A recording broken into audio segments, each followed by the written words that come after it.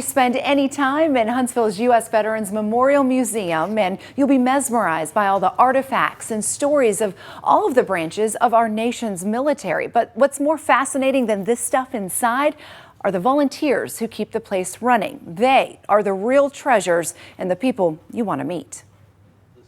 There's not an inch of the 12,000 square foot facility Larry Bayer hasn't touched. He can tell you the story behind every display. After all, he is the director of exhibits. Larry Bayer can talk the talk because, you see, like most of the volunteers here, he walked the walk.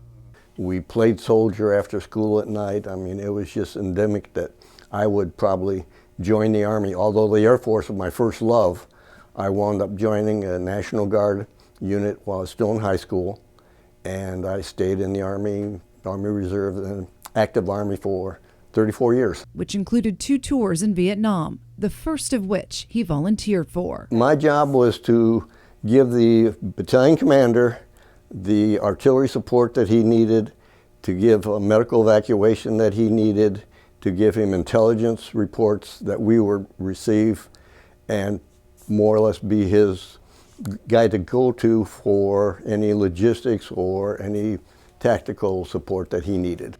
He used this calendar to track the days before he went to war, and once in country, used it as a journal, making notes of important events. Guys were leaving. My wife's birthday, the 29th. We were starting to get more and more combat units in country. The 1st Infantry Division was in country by then. The 173rd Airborne Brigade was in country by then. The 1st Air Cav was moving in the country, so more and more units were coming into country. The Air Force unit was evolving as well.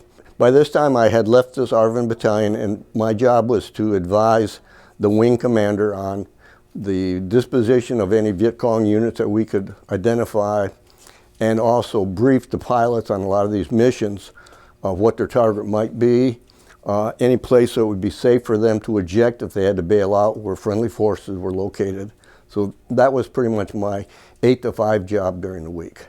Then on weekend, I would fly missions with these guys because 80% of them were roommates of mine. Tucked away inside November 1965 is a little note about a mission he flew up north. So I was flying with the 602nd Air Commando Squadron that day, but both the 602nd and the 1st Air Commando Squadron were alerted to fly up north, which was very unusual at that period. But we would roll out, make 2 bomb runs, 1 run with the napalm, then a couple 20mm runs, then pull out of the area. It was years later before Larry realized he witnessed the attack on LZ X-ray in the Ia Drang Valley. That's the first time we ever used that many planes for any operation. And I thought, you know, there's something big going on. I had no idea who it was, and I didn't know who it was for another 16 years. I'd read articles, and I figured it may have been the 1st Cav Division because they were up in that area. So I knew it was one of their American units. But who they were, what the battle was, I didn't know until I met George Forrest at Leavenworth when we were teaching together. And then the book came out, and I got a copy of the book. And then I met Joe Galloway, and so, you know, it all kind of fit together after that.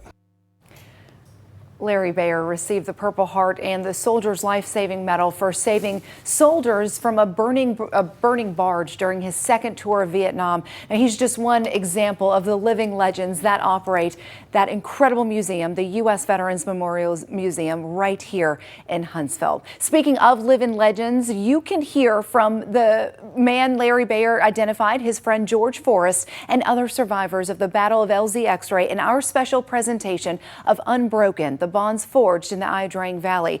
It's on WayTV.com right now.